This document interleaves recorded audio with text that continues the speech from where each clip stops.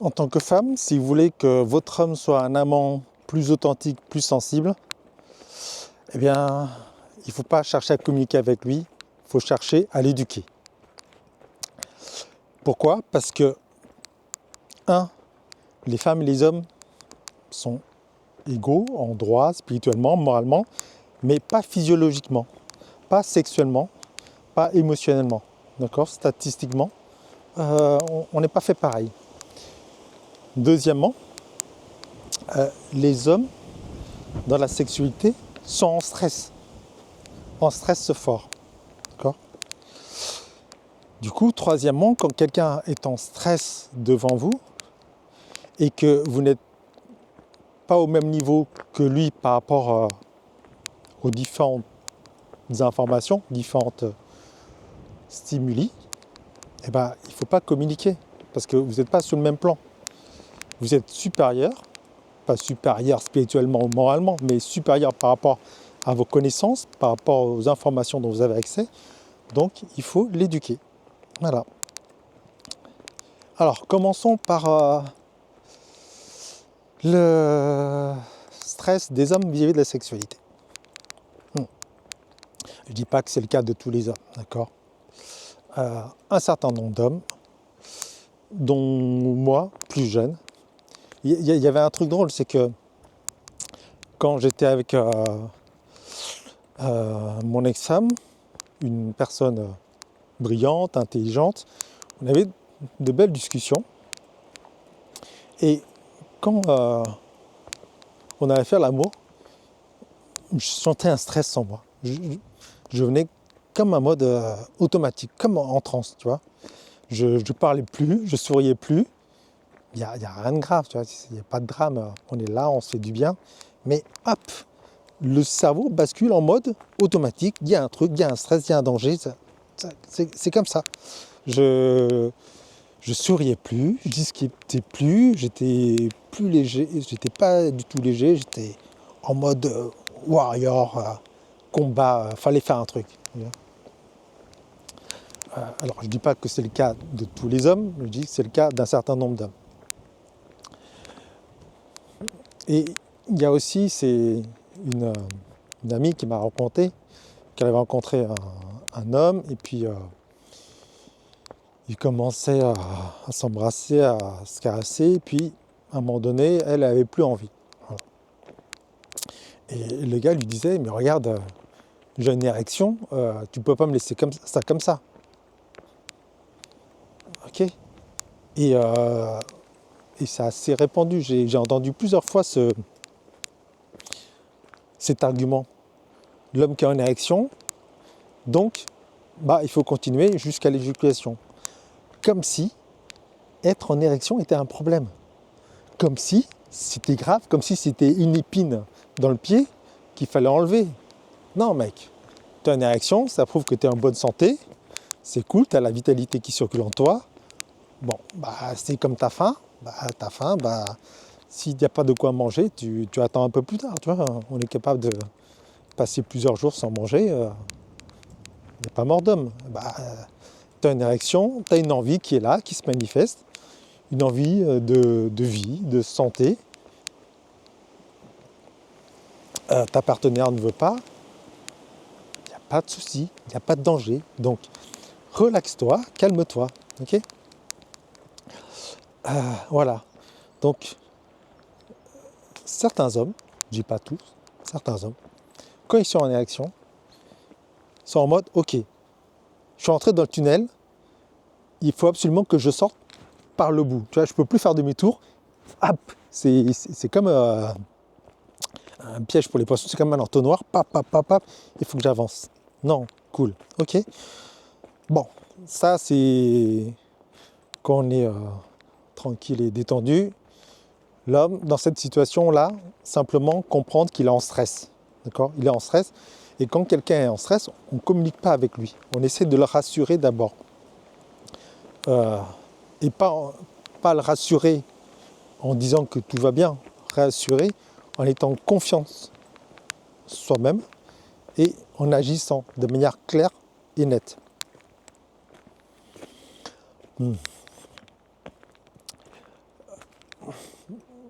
pourquoi, pourquoi les hommes sont peut-être un peu plus stressés que les femmes par rapport à la sexualité? Euh, parce que physiologiquement, on n'est pas pareil.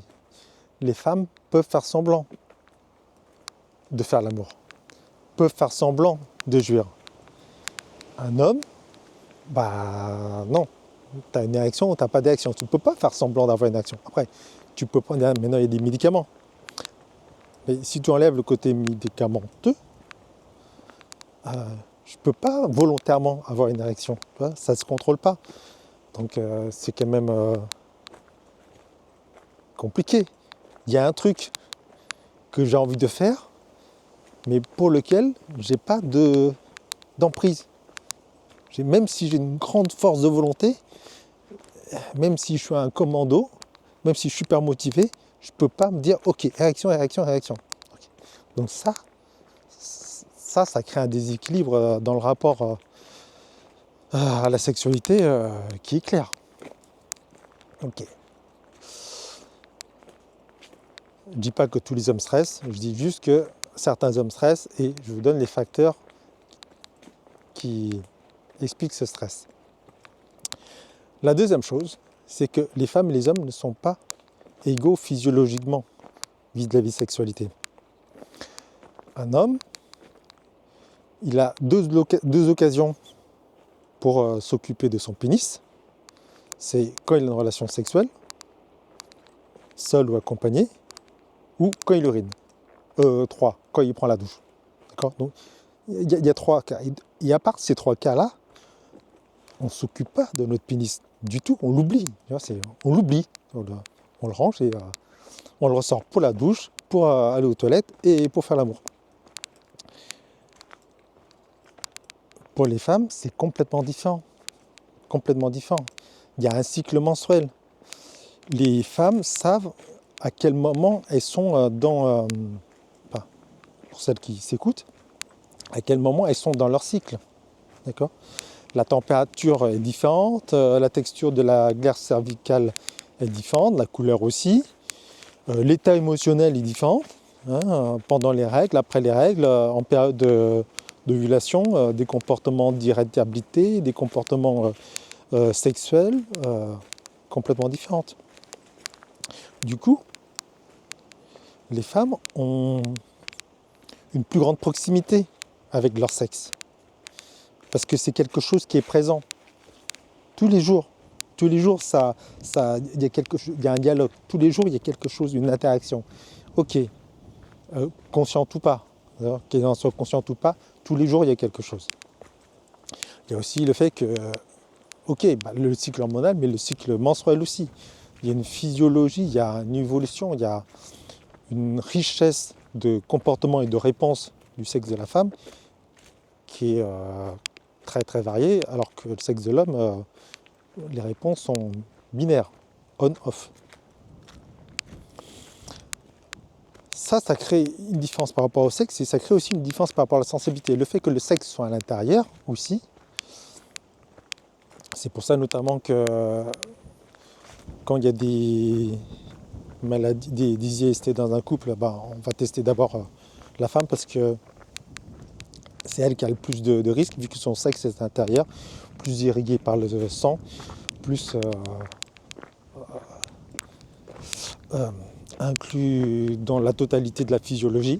D'accord, c'est que la femme est dans le corps. On ne peut pas couper le sexe de la femme. Alors que l'homme, si. Faut pas, j'ai pas dit qu'il fallait, mais c'est possible. Ok. Et ça fait que les femmes ont une plus grande sensibilité. Il y a aussi autre chose. C'est que pour les hommes, en général, jouir, c'est assez facile. Orgasme, éjaculation, plaisir. Voilà. Les 3 vont ensemble. Disons, éjaculation, plaisir. On va faire ça. Pour les femmes, c'est différent. C'est beaucoup plus riche.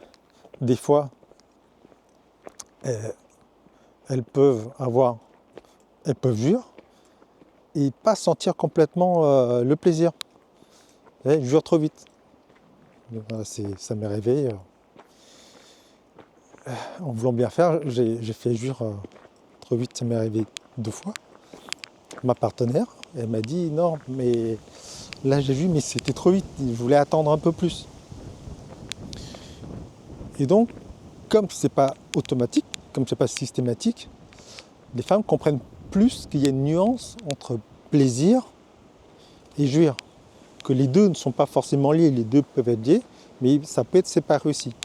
Pour les hommes, c'est beaucoup plus difficile parce que c'est dans l'expérience, en général, les deux vont de pair. Tout ça font que les femmes, instinctivement, intuitivement,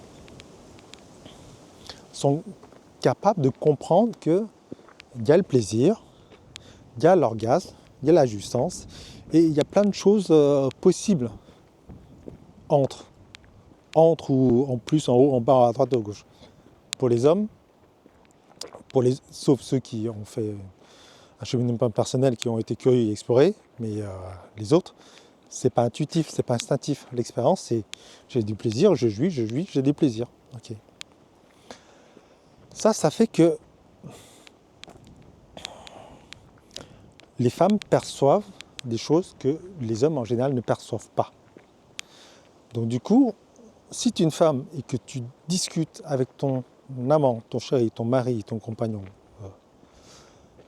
de quelque chose qu'il ne comprend pas en croyant qu'il comprend, bah forcément, ça va créer des disputes. La meilleure analogie que j'ai trouvée, c'est les bateaux, tu vois, au temps de Christophe Colomb, les grands voiliers, il y a une vigie. C'est-à-dire que tout en haut du grand mât, tu as une nacelle avec un homme qui est là avec une longue vue et c'est la vigie. Et c'est lui qui a la responsabilité de regarder, de scruter l'horizon. Alors, pourquoi en haut du mât et pas simplement devant le bateau? Parce que la Terre est ronde. Et comme la Terre est ronde, bah, si tu montes de 3 à 5 mètres, tu verras plus loin que si tu es en bas. Ce qui fait que quand la vigie dit terre droit devant, ou terre à bâbord ou terre à tribord, le capitaine ou tout l'équipage en bas le croit. Même s'il ne voit pas la terre, si la vigie dit terre à tribord, les gens vont dire ok, il y a la terre à tribord. Bon, maintenant dans la sexualité, la femme, elle est sur la nacelle, dans la nacelle. C'est la vigie. Donc elle voit loin. Elle voit des choses que les hommes ne voient pas. Et elle dit terre à tribord. Mais contrairement aux marins de Christophe Colomb qui ont eu l'expérience en montant sur la vigie, ils se rendent compte qu'ils voient plus loin que quand ils sont en bas, les hommes n'ont jamais été dans la peau des femmes.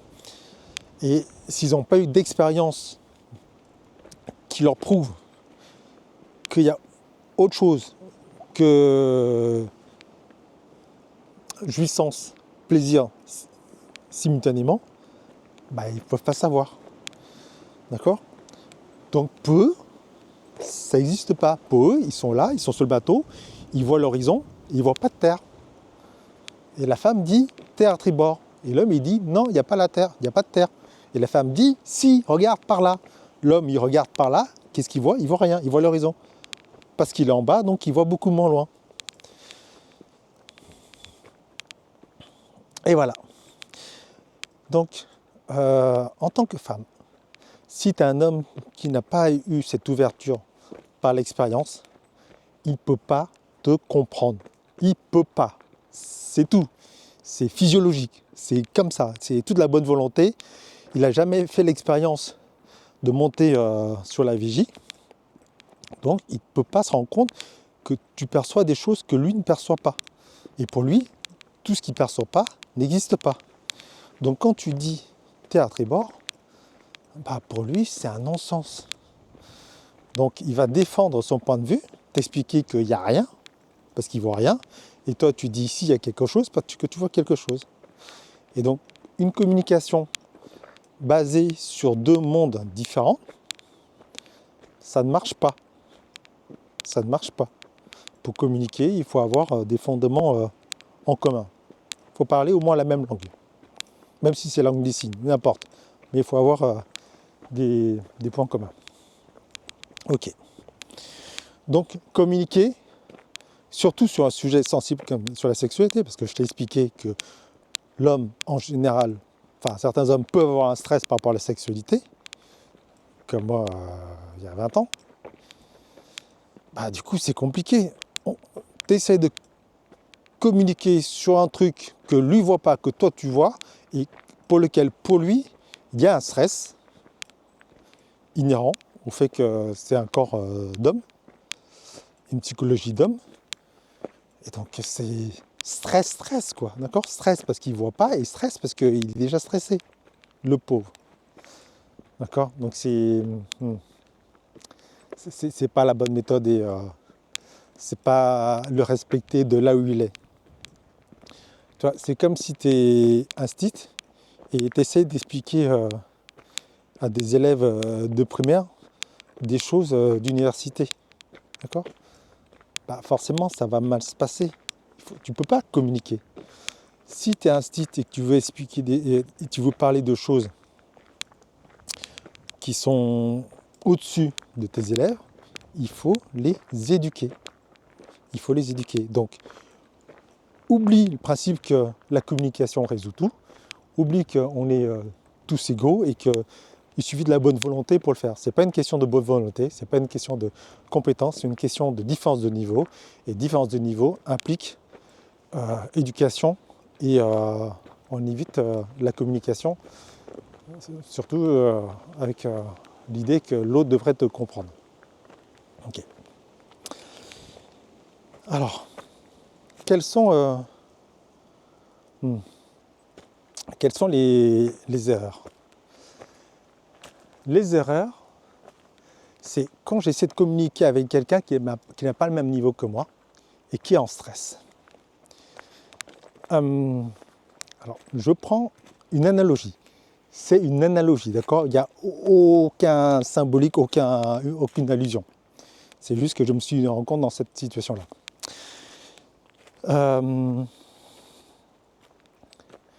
Ouais, là, je suis un peu en contre-jour. Bon. Ouais, bah, je sais pas si je peux régler la caméra une autre fois. Au bois de Vincennes, je vois des fois alors c'est plutôt des dames, des vieilles dames qui ont l'air célibataires avec leurs chiens et qui engueulent les chiens comme si les chiens étaient des enfants. Tu vois, elles leur donnent pas des ordres. Viens ici, bouge pas, ou assis. Elle explique en long et en large. Et elle croit que le chien comprend, mais non. Le chien ne comprend pas. Le chien, il a besoin de clarté, de messages clairs, simples. Et quand on est en stress, les hommes et les femmes, c'est cette partie animale, tu vois, cette partie primaire, mammifère, même reptilien, qui est là, qui bouillonne. Et donc, c'est pas le moment d'expliquer les choses. C'est le moment de dire, ok, le chien en face de moi, il est en stress, tu vois. J'ai regardé plein de vidéos sur les dresseurs de chiens, et c'est vraiment impressionnant. Tiens, ça me fait penser. Oui, là, je suis en train de monter, donc je suis un peu essoufflé. Un indicateur ou une preuve aussi que les hommes stressent par rapport à la sexualité, c'est que souvent, quand la femme propose d'explorer la sexualité de manière plus sensible, plus en profondeur dans la conscience, beaucoup d'hommes refusent, mais refusent pas en étant ouverts à me dire non, ça ne me convient pas, mais avec un certain déni ou même une petite agressivité, tu vois. Bon, on sent qu'il n'a pas envie, mais pourquoi tu veux explorer ça? Mais à quoi ça sert? c'est déjà très bien, on a du plaisir. Qu'est-ce que tu veux te prendre la tête à explorer des trucs qui sont complètement imaginaires et perchés?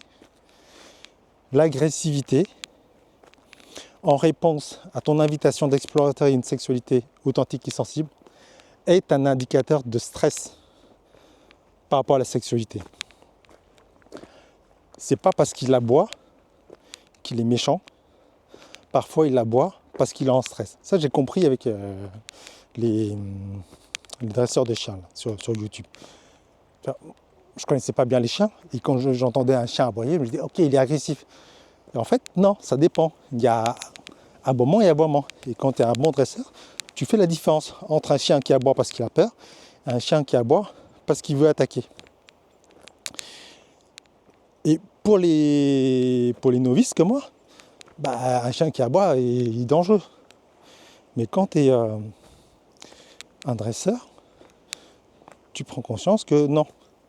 Des fois, il aboie parce qu'il est en stress. Et donc la réponse à amener n'est pas la même. Un chien qui est en stress, il faut le rassurer, il faut prendre le leadership, il faut avoir des consignes claires, il faut toujours le diriger. Ça le rassure. Je ne dis pas que c'est ce qu'il faut faire avec un homme. C'est juste pour te montrer que c'est pas parce que sa réponse est agressive qu'il est forcément agressif, peut-être simplement qu'il est en stress. Ok. Donc, je le dis en long et en large parce que je veux pas que tu comprennes, je veux que tu retiennes, que tu t'imprègnes. Si tu as du mal à proposer une sexualité authentique avec ton amant, ton chéri, ton mari, si quand tu lui parles, il botte en touche, il commence à dénigrer, à dévaloriser ta démarche, c'est pas forcément qu'il n'est pas intéressé, c'est peut-être qu'il est en stress et tu es en train de le mettre en stress plus. Parce que tu essaies de communiquer comme ces maîtres chiens qui essaient de communiquer avec leur chien, qui lui expliquent plein de choses. C'est pas comme ça qu'on interagit de manière efficace avec quelqu'un qui est en stress et quelqu'un qui n'est pas au même niveau que nous. Et le fait de croire et de le considérer qu'il est au même niveau que toi augmente son stress parce que ce n'est pas le cas. Si tu as des élèves de primaire, il faut les traiter comme des élèves de primaire, pas comme des adultes sur le sujet que tu vas aborder. Il faut amener une pédagogie. Et ce n'est pas de l'irrespect pour l'homme, au contraire, c'est respecter pour qui il est, avec ses forces, ses faiblesses, ses vulnérabilités et ses différences physiologiques qui font que. D'accord ? Voilà. Bon, avec tout ça, comment faire ? Comment faire ? Plusieurs choses.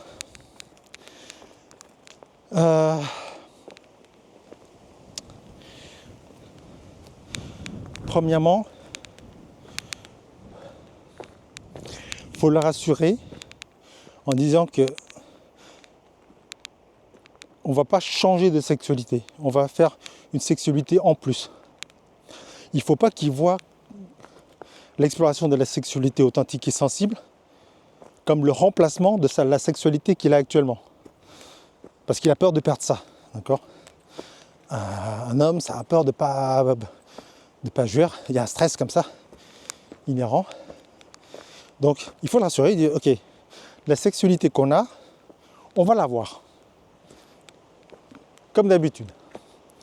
Et en plus, on se fait des jeux, des exercices, des massages. En plus, d'accord ? Pas à la place de. Très important ça. Il faut que ça soit en plus. Premièrement. Deuxièmement, c'est dans l'expérience, et c'est ce qui s'est passé pour moi, c'est dans l'expérience que l'homme va pouvoir faire la différence entre jouir et avoir du plaisir. Qui peut avoir du plaisir sans jouir. Et ça, c'est quelque chose de fondamental qui doit découvrir, qui doit expérimenter. Parce que tant que c'est expliqué, ça ne rentre pas forcément. Tu vois. Donc, trouver des exercices. Dans mon accompagnement, j'en propose plusieurs. De pratiques de sensualité qui donnent du plaisir sans jouissance.